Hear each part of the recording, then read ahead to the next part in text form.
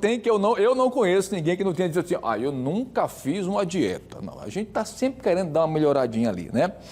E geralmente quando se faz dieta, a primeira coisa que é recomendado é cortar o carboidrato, ou seja, cortar açúcar, cortar massa, né? Mas em tempos de crise, substituir virou regra. E aí, como fazer isso sem que haja comprometimento nutricional, hein?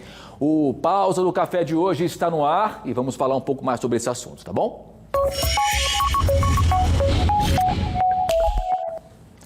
E claro, quando o assunto é nutrição, a nossa querida nutricionista, doutora Alessandra Gama, já está conectada conosco. Doutora Alessandra, agora a pergunta que não quer calar, o mundo quer saber, Nutri também faz dieta? Bom dia a todos, bom dia, Papito. Nutri também faz dieta. Muito bem. Ninguém está livre, né? Não mesmo. Falamos na semana passada, né, doutora Alessandra, da substituição, das possibilidades de substituir as proteínas. Agora a gente vem com os carboidratos, né? E a gente está vendo aqui já, inclusive, um slide onde mostra a macaxeira, a batata doce, né, que são produtos, né, que são raízes, né, autênticas da nossa cultura nordestina. Será que não vamos ter que deixar de comer uma batatinha doce, uma macaxeirazinha? E aí? Então, Thiago, né, a gente tá nesse tema aí da questão do custo dos alimentos altos, né, com preços altos, e a gente tem que começar a pensar o que eu vou substituir, tá? Mas essa imagem reflete tudo que tem de melhor na nossa alimentação, né? Quando você põe os tubérculos ou as raízes, como a gente chama, né? A gente está colocando um valor nutricional muito grande na nossa alimentação, tá? Sem pensar aí na quebra aí da dieta, muito pelo contrário, porque quando a gente vai pensar, vou substituir, a gente tem que pensar primeiro na qualidade nutricional, tá? Não é simplesmente a gente vai substituir pela questão do preço, isso aí é primordial, mas a gente tem que pensar primeiramente, tá, vou substituir sem prejuízos nutricionais. E o que eu vou substituir? Então, sabe aquele cafezinho da manhã que muitas vezes... Vou colocar aqui um exemplo de criança, né? Aquele iogurte adocicado de manhã, cheio de granola, adocicado, enfim. Por que a gente não pode colocar na alimentação dessa criança, tá? Logo de manhã cedo, um tubérculo?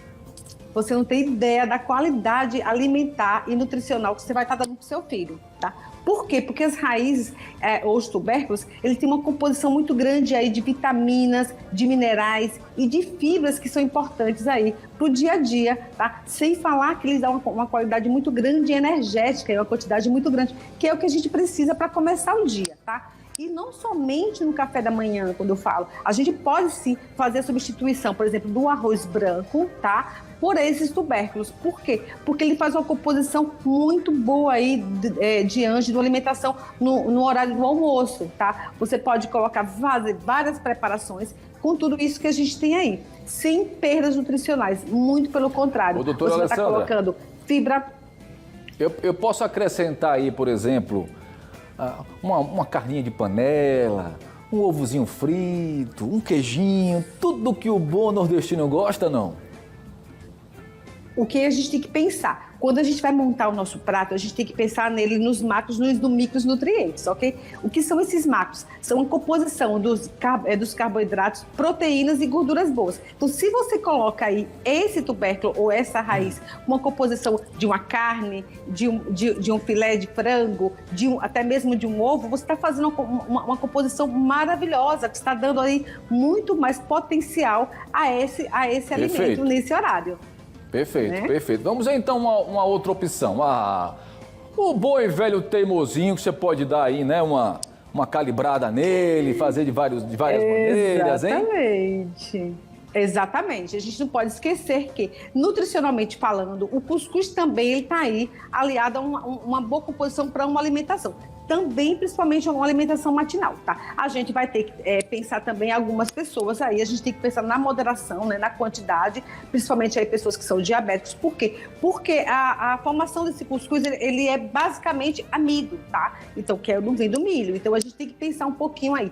é um alimento extremamente energético, a gente até fala que é o prato do pedreiro, né? Verdade. Do trabalhador braçal, porque dá uma composição energética muito grande, tá? Nesse alimento, tá? Mas ele pode estar sim inserido, porque pela quantidade também nutricional que ele vai dar pra gente. Com vitaminas, zinco, magnésio, potássio, tudo isso, e ferro, tudo isso está aí nessa composição. E a gente também pode aí levar ele para o nosso almoço, com várias composições, com várias preparações diferenciadas. Eu coloquei aí a polenta, que a gente não tem muito costume de comer aqui no Nordeste, mas eu amo, né? O Gosto angu, também. sempre associado, né? Sempre associado aí uma boa proteína, né? Então a gente pode fazer várias preparações assim com esse alimento que tem uma quantidade energética muito boa. Mas para as pessoas que estão aí de dieta, tá? A gente tem que pensar mais uma vez aí nessa quantidade, tá bom? Porque ele realmente é um alimento que tem um índice glicêmico um pouquinho mais elevado e ele tem uma carga energética muito grande.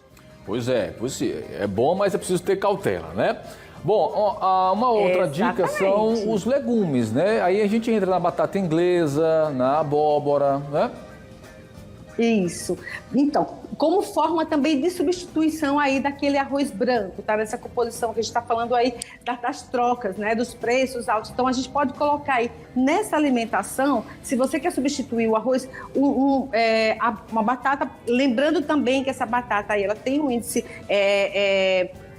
glicêmico também eleva um pouquinho o índice glicêmico, por quê? Porque ela tem uma quantidade muito grande aí de açúcar, tá? Mas a abóbora, pelo contrário, não. Você pode usar a abóbora como purês, porque ela é excelente, rica em beta-caroteno, rica em antioxidante, né? Então, também são os alimentos que têm uma quantidade muito grande aí nutricionalmente, ou seja, tanto de vitaminas como por ser um carboidrato aí de baixo índice glicêmico, falando aí já próprio da batata e da cenoura. Então, você pode colocar aí no seu alimento aí, com certeza, com toda a segurança, e vai fazer uma boa substituição aí desse arroz. Bom, quando se fala em carboidrato, o risco de cometer erros é gigantesco, né? Eu quero saber agora o que é que não pode definitivamente, né, abusar desse carboidrato. Eu estou vendo aqui o famoso Nissin, né? Nissin é até uma logomarca, né? Aqueles macarrões, aquele macarrão instantâneo, né? Aquele negócio, né? O lamen, né? O lamen, isso é a palavra, né? O famoso miojo. Então, Thiago, a gente peca muito quando a gente vai pensar em substituir, principalmente pela questão de preço, a gente começa a buscar no mercado produtos mais em conta, tá? E muitas pessoas preferem também, quando acham que o lamen é um macarrão comum, esquecem que ele tem acrescido nele a quantidade muito grande de sódio nesse alimento, de gordura nesse alimento, tá? Então, acaba substituindo muito aí pelo lamen. A gente tem que tomar muito cuidado com esse tipo de substituição, tá? Como eu falei aqui na semana passada, buscar sempre um produto de qualidade, buscar um produto que a gente já conheça a marca no mercado e também aquele que realmente seja isento aí de produtos como sal, né, em grande quantidade, né, ricos aí em corantes, então aditivos. A gente tem que pensar muito bem nisso. O lamen, ele não é uma boa substituição aí para colocar no prato em substituição do arroz.